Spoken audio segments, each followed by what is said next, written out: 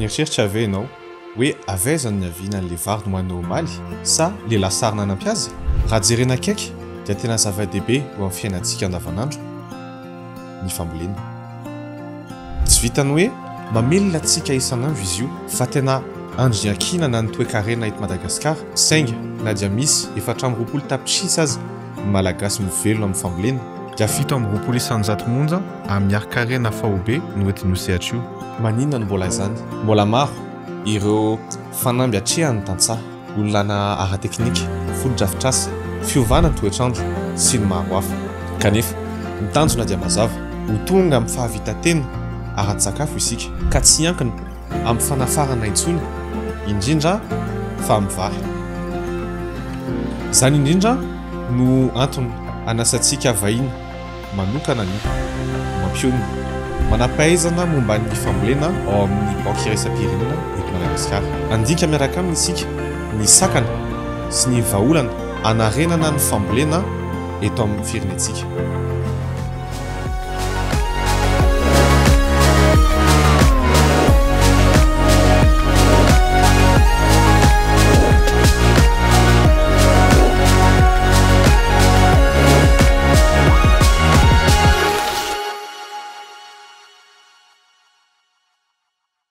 Androany dia faly mandrehan'ny mampionina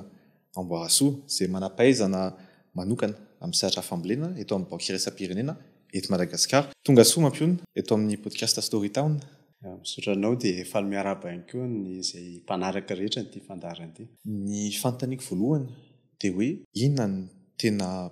olana fambolena eto Madagasikara ary maninona no mbola tsy mety tafavoaka ny tantsaha eto amintsika? Tsara fipetraka be mihitsy le fanontanianao raha ny tena marina raha ny tokony ho izy raha ampitahaina amina firenena izay nitovitovy tamintsika dia ireo firenena aziatika maromaro ireo zany tokony efa tena nandroso be mihitsy Madagasikara satria manana ny zavatra ilaina rehetra izy hampandroso azy. Sy nandroso anefa izy fa maninona? Antony maromaro no ao anatin'izay. Misy ny antony ara-teknika, resaka teknôlôjika rehetrarehetra zany izay nampiasain'ireo firenena aziatika ireo. Raha fitinina le izy dia tao anatin'le ataontsika hoe fitambarana teknika izay nanohanina le révolution verte angamba raha izay azo ilazana tsotsotra dia ny resaka masom-boly voafantina, ny resaka zezika, ny resaka fafehezana ny rano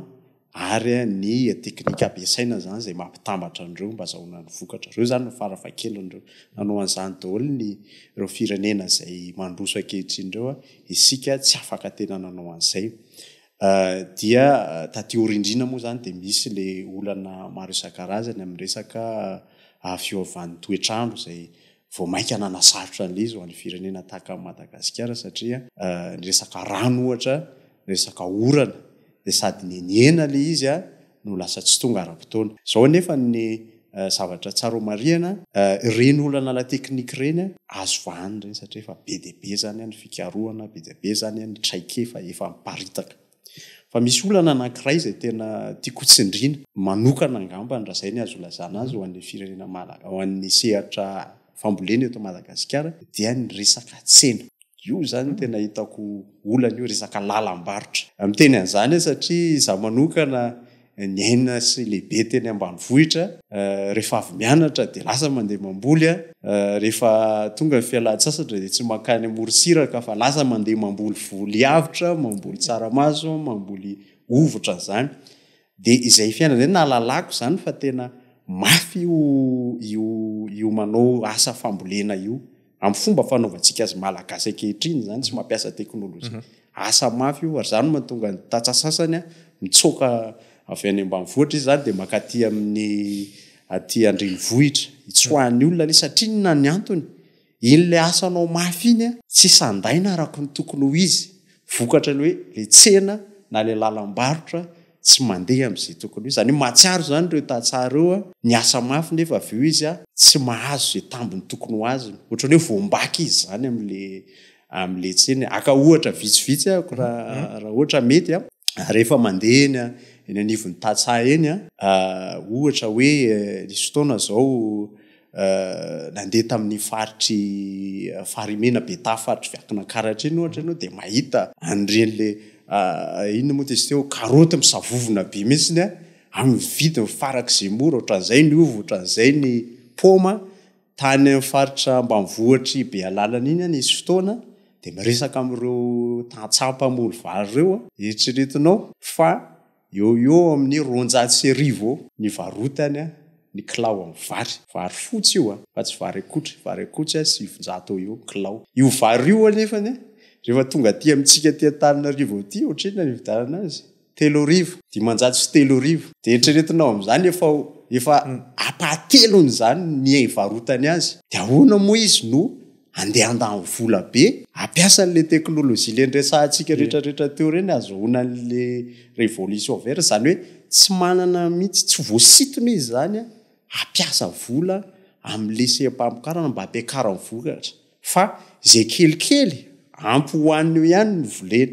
zay kelikely ho an'ny sakafon'izy menakavy eo zany de mety mba misy tombony kely le izy misy mihoatra kely de iny zany amidiny iny hividanany siramamy kafe menaka de izay le atsotsika am'le hoe culture de subsistance zany hoe mamokatra fotsiny le olona hoan'ny sakafo fa tsy mamokatra izy ho an'le tsena io resaka tsena io zany raha maranako am'izay fanontanianao zay de hoe le resaka lalam-bokatra io zany misy karazan'ireo mety ho resantsika io ina ny vahaolana ohatrinao fa misy zany io le tena lalana mihitsy ao anatiny io lalana resantsika fa misy ihany koa resaka hoe fahazona ino moa zany fahalalana momba ny hoe aiza le tsena otrinina le izy aiza misy mpividy mba tsy manambaka ohatran'izay zany io re lalam-baly io zany tena hitako olana be fa le teknôlôjia sy ny karazany teo betsaka ny vahaolana indrindra moa raha misy ny ento manana de vao mainka le izy tsotsotra kokoa am'izay tena mamperitreritra tokoa zany na zay ny mampionona zany matetika ny vinavina Madagasikara de hoe mba ho atao zay atongavan'ny Madagasikara avita tena ratsakafo nefa samy mahafantatra isika fa ankehitriny i Madagasikara mbola manafatra vary avy any ivelany taonina maromaro zany mahavariana nefa taloha isika nanondrana vary zany hoe raha tena jerena zany izy possible le izy efa nataontsika zany inona zany ny tokony atao mba atongavana am'zay stade zay zany fanamirena voalohany aloha io elanelana na tsy fahampiny io nge tsy betsaka akory io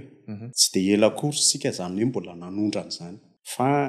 mazava ho azy ny tombo be da be ny olona nefa le fiakaran'le vokatra le tahambokatra le rendement zany tsy de niova raha apitainao tamin'izy tany amin'ny taona 70 tany teo amin'ny 2,5 teo taon'ny isaky ny hektara na 2 latsaka kely teo am'izao fotoana zao izy eo amin'ny 2,5 taona par hektara eo raha miverina amin'le firenena ndresahako teo reo firenena rehetrarehetra eo tombo 2 avoeny daholo niaraka teo tsika tamin'ny tany ampivombon'ny taona 70 tany ny anjareo 2 avoeny daholo ro le Philippines Indonésie sy ny karazany tombo 2 avoeny ny atsika zany niakatra teo amin'ny asa firy zany 200 ngambany zany de nefa ny le ponina ny tombo be de zay zany natonga le misy an'io tsy fahampiny io fa io tsy fahampiny io raha mijery ny antotanisitsika akelikely any eo amin'ny 10 ka hatramin'ny 200 ny filany eto zany eto Madagasikara zany io vary afaratsika isa-taona io manatratra an'io tena azo atao tsara mihitsy satria raha mampiakatra fotsiny tsika ny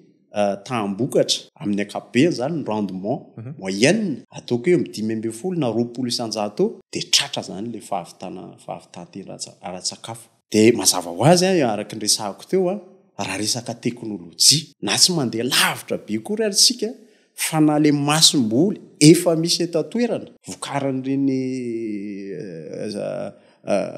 mpikaroka malagasy reny ohatra hoe fofifa de efa misy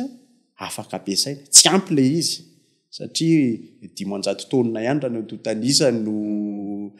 ino moa zany masom-boly voafantina voamarina ara-dalàna eto zany hoe kely de kely zany any amin'ny firenena hafa zany mety orinasa anankiray fotsiny mividy zany de mamboly azany fa misy nefa le izy fa tsy ampy zany hoe le teknôlôjia zany misy masom-boly zezika misy ny alafo ny zezika mazava ho azy vokatra reny crise tany Ukraine reny lasa roa voeny ny vidiny tamin'ny 3 taona lasa zao ny zezika raha ny zezika simika ny resahako kanefa mety misy vahaolana koa ny zezika hafa ny rano a misy teknika azo atao zany mba hampiasana na masomboly tsy de mampiasa rano loatra tsy de mila rano loatra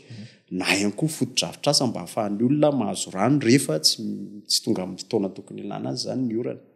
fa miverina foana amin'le resaka nyresahako teo a io tahatsaha io zany raha vao tsy mbola nitsena mihitsy no mamevahana azy de tsy tena andany vola be hivitanana an'le masomboly sy zezika sy ny karazany resahako teo izy de rehefa tsy reo nefa ny anao an'le izy de izy ary nampiakatra an'le izy ary na ampiakatra amenao an'le bangy io zany mety hiteny ianao efa maninona ry tsy omena sehatra tsy miakina mety vahaolana mihitsy ange zany mety misy olona nge te hanao an'io ary zareo manana ny fahafahamanao sy ny fahaizana fa isika moa zany rehefa mijery fampahazoana de tsy maintsy mijery an'le maro anisa koa ny anatin'izay zavatra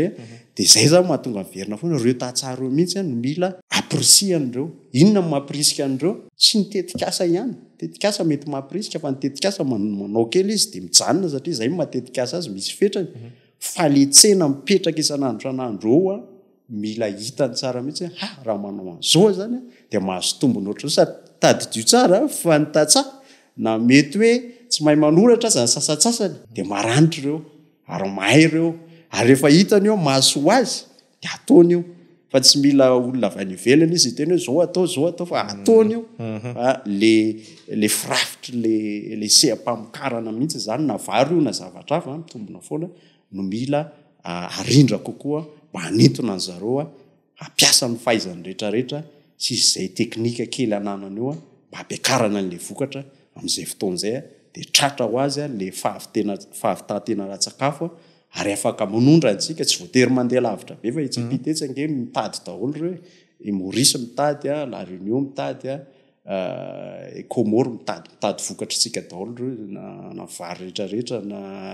na ovy na rehetrarehetra ilain'ireo daholo ary mitady reo zao izao manavatra any Australie manavatra any Egypte any Egypte Australie misy fanadihadiana kely ataona izay eo any Maurice satria moa miasa any ihany koa ny tena de mahita Brésil Maurice Egypte zany ny anafaran'ireo netany zara raha misy ny alifarany eto Madagasikara nefa jereo tsika olona fanolo tsy mpanolo bodirindrina moa zany fa ina volana zany samy eto akaikely mahavariana ary mampisokatra maso mieritreritra an'izany zaretrarehetra hoe avy any amin'ny Australie na Brésil mihitsy ve zareo no manafatra vary ny vary farany avany Inde Pakistan fa le hena ohatra de reny le légume reny no afarany avy amin'ireo firenena ny tany fa vary izy any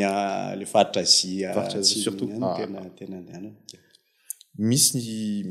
ifandraisana be mifambolena sy ny tsy fanjairana tsy sakafo tsika zao misy ny atao hoe any amin'ny faritra atsimo Madagasikara misy ny atao hoe kere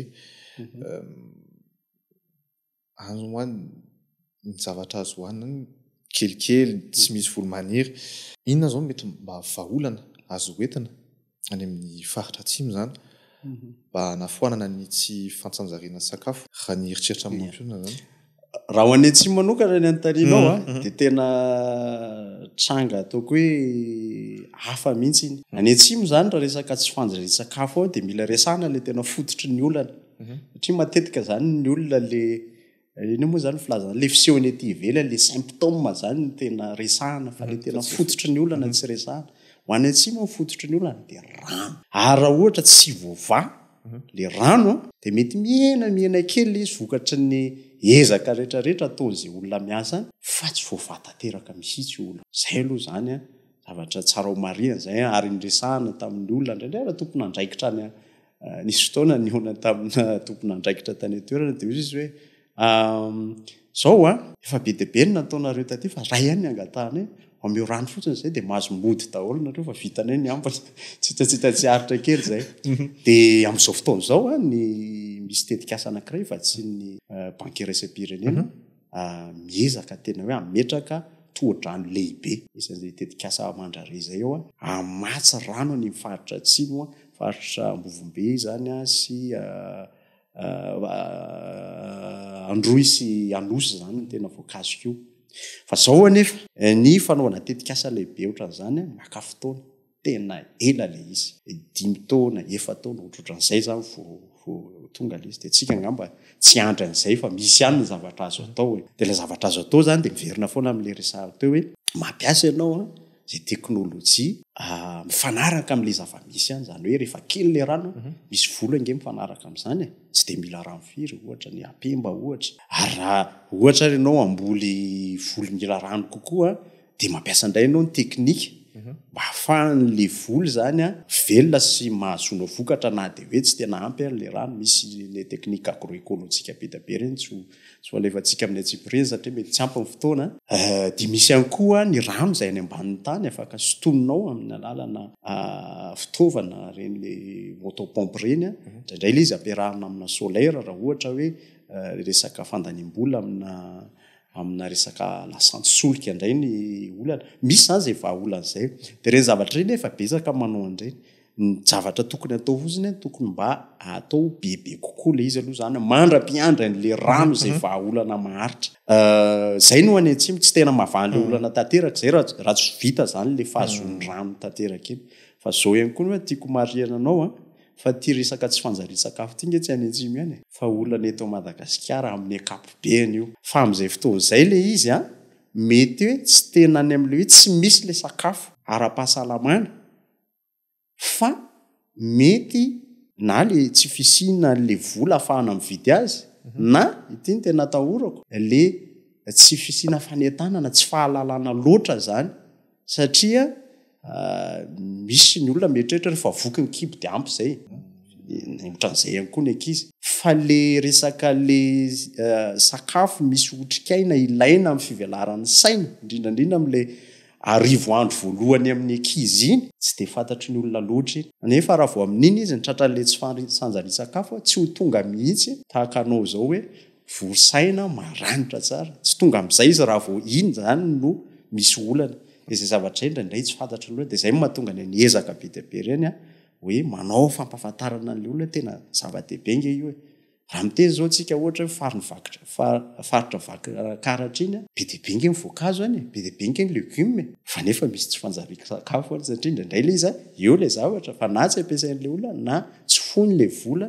ividianany an'le izy satria mety hoe tsy resy lahatra tsara izy fa rehefa voky fotsiny aloha de afaka miasa de afaka mandeha mianatra de mijanona hatreo ity zao de afantaniko farany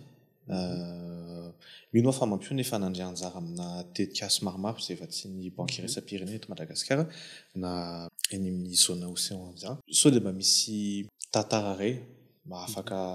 zarainao eto amin'ny podcast zay mety hoe hitanao fa tena ohatrany hoe nisy tsy haiko impact be ve sa mety hoe zavatra hitanao fa mitosy anao manokana zany nakiray fotsiny ve zay zao mety minao maromaro zao mety misy maromaro mihitsy fa rasoke anakiray zao ohatra taloha kely ny dirako tato amin'ny banque iresa-pirenena nanomboana an'le asa de vola izy mbola nitoy ihany tamin'ny faritra ambany iny zao ny resaka kakao teo eo amin'ny 10 taona mahery teo no nanaovana an'le asa ary zay koa tsara ho fantatry olona zay raha vao resetry ny fambolena zany ianao maka fotoana io fa tsy mahavita zavatra vetivety eo 10 taona teo eo nanomboka tany amin'ny taona 14 tany zay no nanomboka lizy mbola tsy tato akory ary tao anatin'ny tetikasa pika de tena nanomboka hatramin'ny voalohany mihitsy manampy ny tantsaha hoe fa teny tsara ny kakao zay ombolenareo mba le sady mamokatra tsara no tsara qualité de zay zany ny arahany asa tamin'ny fofifany tady an'izay variété zay de vita le izy de napetraka le famokarana de nahazo le olona nampianarina koa le olona hoe tandreo fa io hazo mamokatra qualité kakao tsara kalitao fa rehefa ataonareo le fanotrehana anazy iny ka tsy vitanareo araka ny tokony izy de midina le izy de ny tena asa goavana be de le fandaminana fandrindrana n'le seapiarina de natao daholo zany tao anatin'le fotoana lavabe zao lavabe teneniko anao zay de 10 taona teoriana tsy de misy miresaka io secteur io fa tena mahomby io am'izao fotoana zao satria azo lazaina hoe roa avoeniny ny vokatra tam'zany sy am'izao fotoana zao ny kakao malagasy dia 100 isan-jato tsy haiko moa mandika azy fa miteny gasy fa de mahazo an'izay le certification fine zay zany izy cacao fine zay zany hoe cacao anisy tsara indrindra zany ny cacao malagasy dia hitantsika tsara mihitsy rehefa avadika ho chocolat izy vita ny chocolat ho fitenenana dia mahazo lahara amina voalohany foana matetika ary ny farany teneniko am'izay fahombiazana zay dia raha tam'izay nanomboka an'izy roa telo tam'izay ny mpanao chocolat teto Madagasikara tsy tononika ny anarany telo am'izao fotoana zao izy tsy voatanisako tsony fa raha kely indrindra angamba ny 10 zany hoe tsy chocolaterie Robert rery tsony fa tena eo fa eo amin'ny 10 eo izy ary misy majinjika misy salasalany ary misy lehibe zany hoe manodina ny lizy tatoerana zany tsika am'izao fotoana zao ary io CPR-ino ihany koa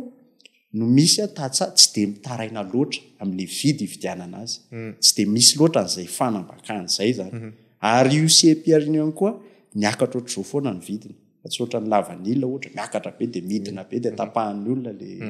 zay zany zao anankiray misy anankiray koa resahako satria resaka vary ianao teo dia tamin'ny alalany tetikasa izay anisan'ny tarika azy tamin'ny alalany tetikasa badapy zany dia nisy fahombiazana ihany koa tao anatin'le izy tany amin'iny faritra andapa iny zany faritra sava iny le izy dia ny zavatra nisy tany zany dia mazava ho azy moa zany misy ny fanamboarana nyreny lakandrano reny mba azon'le olona zany rano fa ankoatran'izay ihany koa dia nisy ny fanomezana an'zareo fitaovana motoculteur moa zany anisan'ny tena lehibe indrindra motoculteur karazana ohatrany hoe tracteur zany no fantatsika fa ny tracteur ngeza be dia indraindray zany tsy mifanaraka amin'ny zava-misy eto Madagasikara satria ny tan'le olona kelikely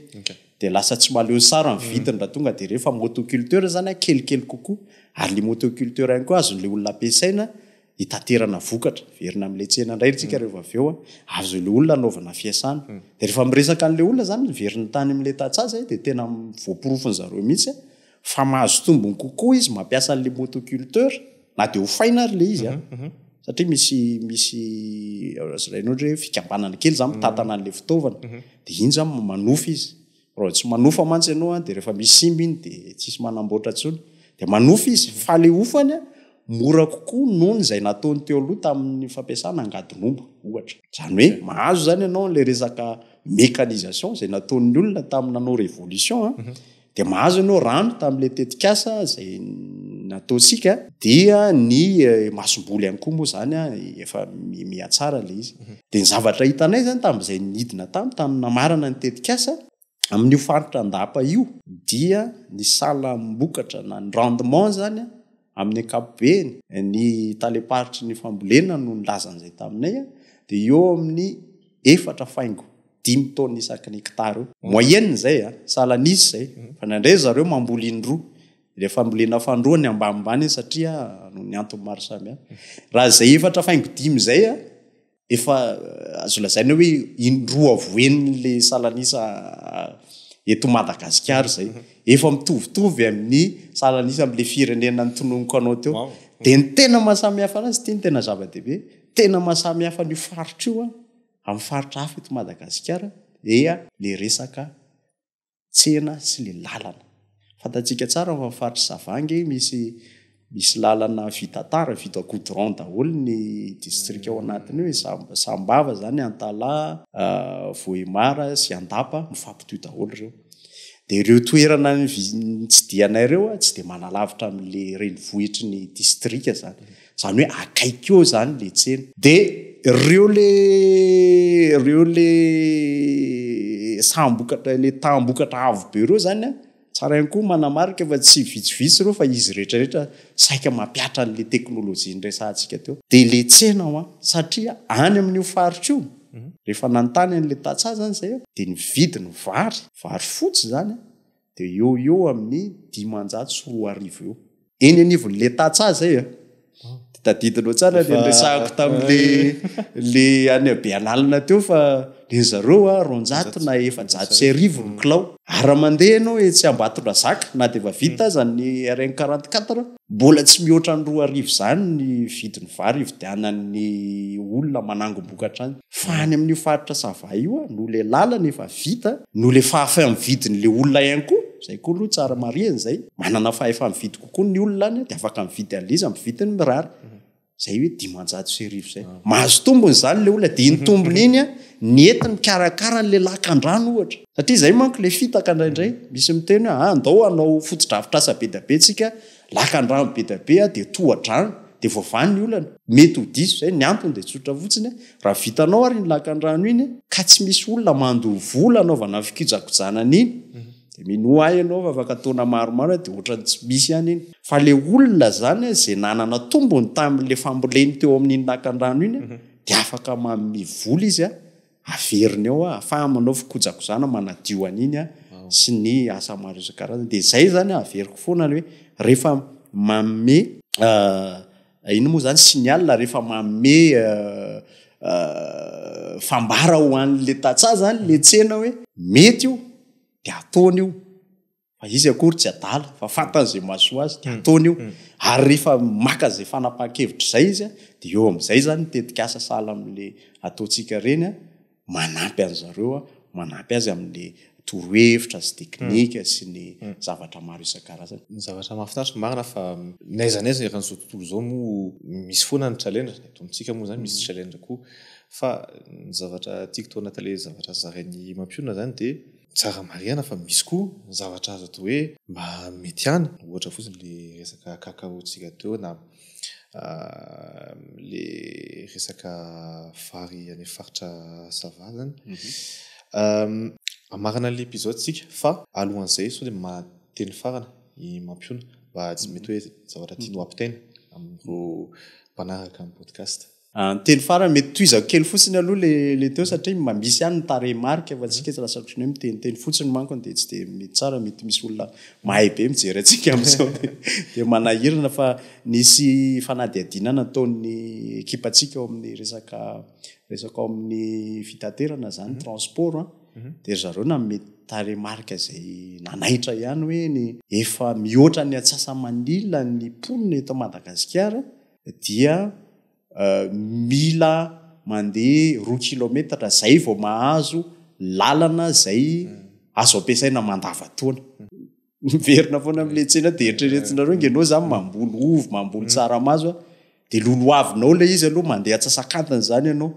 de zay vao tsy mbola tonga eo am'le tsena fa zay vao tonga amina toerana misy lalana azo ampiasaina mandavataona de eo zany ianao zay vao tsy fantatra hoe ampiasa fiara ve sa isy fiara fitaterana aveo zany zavatra zany tena nisany tena taremarika manaitra mihitsy mazava ho azy fa tsy mandeha le izy de raha ohatra zany teny amaranako azy de araka ny lazaiko teo hoe misy olana amin'ny resaka teknôlôjia misy olana amin'ny resaka fahafahana mahazo an'ireny